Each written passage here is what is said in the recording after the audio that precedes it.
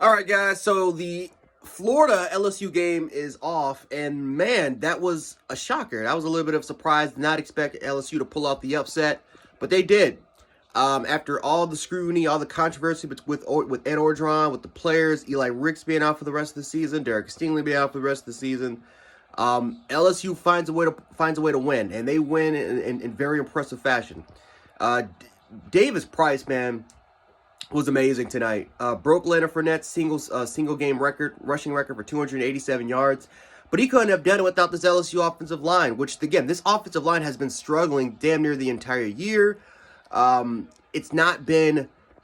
It's been one of the... No, I'll say it. The last 2 years has been one of the worst units for LSU. But they were able to dominate the line of scrimmage. I mean, last week, I feel like they had some really good momentum running the football last week against Kentucky, and they have a really good defense. But this week, they dominated Florida's defensive line. I mean, there's no excuse. They destroyed Florida off the line of scrimmage tonight. The fact that Davis Price had 36 carries and he averaged 8 yards per carry, I think that kind of tells you all you need to know about that.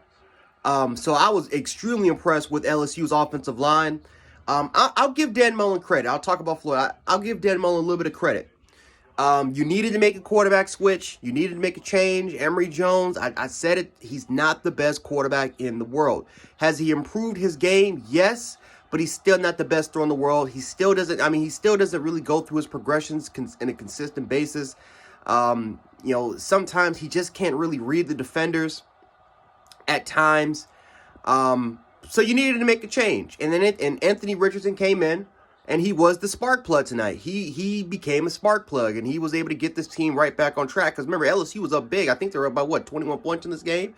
So they needed a spark plug. Anthony Richardson gave him that big-time ability. He's a bigger quarterback at 6'5", 240 pounds. But he's raw as hell as a quarterback. He's even more raw than Emory Jones. And you saw it at the end of the game where he just lobbed the pass up off his back foot. And I think it was actually a wheel route. And all of a sudden, all you see is Damone Clark, pretty much get the interception. Just a horrible throw. Should never make that decision. But I will say this. Anthony Richardson should have been starting probably from day one. He was the guy that, even though, yes, he's more raw than Emory Jones, he has more upside than Emory Jones. And sometimes those type of throws that Anthony Richardson just made at the end of the game, if he would have started, and maybe he could have maybe learned from those type of mistakes. He would have learned those throws. Again, you don't make those throws, especially in this level of football. You don't make these type of throws. So in my opinion, I felt like Anthony Richardson should have been started from day one. I felt like let him go through the growing pains of being a quarterback and see if he can get better, see if he can develop. You know what you got with Emory Jones. I've seen Emory Jones for 3 to 4 years now. I've seen this guy for 3 to 4 years. Anthony Richardson brings a different dimension to this offense, not only with his running ability, but again, he has the stronger arm. He's the bigger quarterback. He's the guy with more upside than Emory Jones, in my personal opinion. Again, Emory Jones is a fine SEC quarterback, but again, there's only so much limitations that you have with a guy like Emory Jones compared to Anthony Richardson, who, yes, is raw and needs to work on his mechanics, but his upside is through the damn roof. We're talking about Cam Newton type of level upside. We're talking about being, Tim Tebow. If we're just talking about, again, the quality of SEC play, we're talking about that type of status, right? They try to run a little bit of a 2-quarterback system. Not really, but they did bring Anthony Richardson in to kind of replace Emory Jones. I think you go forward with with Anthony Richardson moving forward instead of going with Emory Jones here, because your season's over. You're 4-3.